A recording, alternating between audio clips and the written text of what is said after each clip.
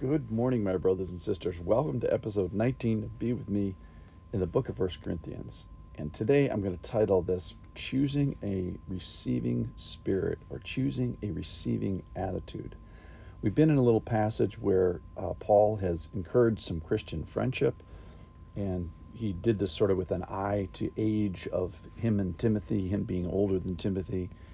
And what we looked yesterday at, what activities would be involved to encourage a younger Christian person: meals, conversation, sharing a ministry, sharing time, and even sharing difficulties. Well, today we're going to talk about some difficult subjects. The subjects are that he's going to address is pride, boasting, arrogance, and then sexual immorality. Now, both of these have the same foundation. That is, that I'm the ultimate boss of me. I get to decide everything for myself. I'm in charge. I am big and God is small. But today, we're not going to quite get to the actual subjects, because he's going to talk first of, with what attitude do you want to come to the table and address these issues? He's going to talk about the attitude first, and then later the actual content of the argument.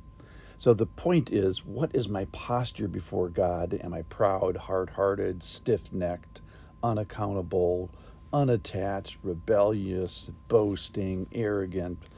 Or am I gentle and humble and grateful in my receiving of the truth that the Lord has? So here we go. This is from chapter 4, 1 Corinthians chapter 4 and verse 18. Some are arrogant, as though I were not coming to you. But I will come to you soon, if the Lord wills, and I will find out not the talk of these arrogant people, but their power.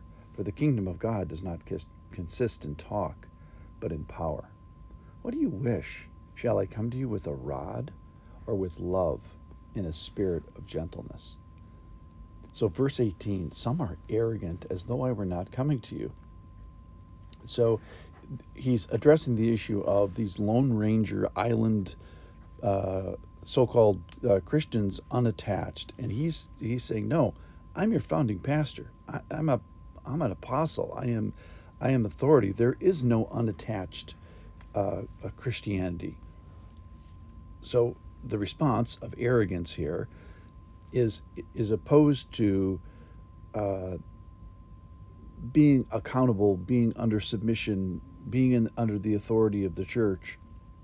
And these people are being boastful and prideful without an eye to, hey, wait a minute, I'm not the ultimate boss, and I actually have bosses on this earth and bosses in the next earth, the heavenly earth. So this authority that he's speaking with is going to influence whether a person should be arrogant or not. All right, verse 19. But I will come to you soon, if the Lord wills, and I will find out not the talk of these arrogant people, but the power. I love that he has, if the Lord wills, because he's demonstrating, Paul is demonstrating this humble authority, that I'm not in ultimate charge of my time, and he's demonstrating this sort of anti-boasting, anti-prideful man under authority by saying, if the Lord wills. But I will come to you soon, if the Lord wills, and will find out not the talk of these arrogant people, but their power. For the kingdom of God is, yes, it is a kingdom of words, but it is also a kingdom of power. So the kingdom of God is a kingdom of words, but it isn't of just words. And he addresses this in verse 20. For the kingdom of God does not consist in talk, but in power. So the kingdom is supposed to be true. It's the reality of power over evil, power over sin, power over death, power over temptation. Either this kingdom is true, and we describe it with words. So it is one of authority, delegated responsibility, authority, shepherding, and tending. That's the power that the kingdom has. So verse 21, here it is.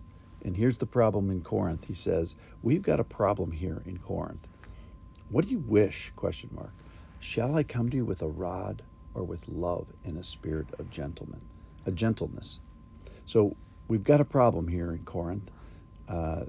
There's this arrogance, there's this pride, this narcissistic way of viewing oneself, and then there's two ways that we can do this. We can either do this, if you come with that attitude, then you're going to get a rod, and if you come with a gentle attitude, a humble attitude, you're going to get gentleness and love. So remember, rods in some administrations in the Roman Empire time, the administrator of the city, the mayor of the city, if you will, would walk around with the guy behind him carrying a bundle of sticks. Now the sticks, the rods, were particularly designed for beating people. So he walked around with the symbol of authority, if necessary, and these were the sticks that Paul was beaten with in Philippi, I think it was. So the person who had the authority actually walked around with rods. And so this is a concept that these people would have understood, that Paul has the authority of the early Christian church. And the question that they have to ask is, what spirit am I going to receive this with? So the whole point of today is, with what receiving spirit am I going to receive the truths of Paul? Now, the truths are going to be brutal in pridefulness and in sexual immorality. Am I going to come with this boastful, self-assured, wrong, confidently wrong, and my way or the highway? That person is going to get the rod. But the other person, the person that chooses a different spirit, of one of humility and quietness and receiving and submission and being under authority, he's going to get gentleness and love. So he asks the question, what do you wish? What do you want? Make a choice. Do you want rods? Do you want gentleness? It's up to you. So my response is based on your choice. Paul is saying, my response is based on your choice. Your agency only goes so far in this. And part of this is going to be out of control. So pride and boasting has consequences, which is you get the rod of leadership against you. Humility and gratefulness and walking in Christian character, you get love and gentleness. Let's choose carefully today so we don't get the rod and we get love and gentleness. Thanks for listening.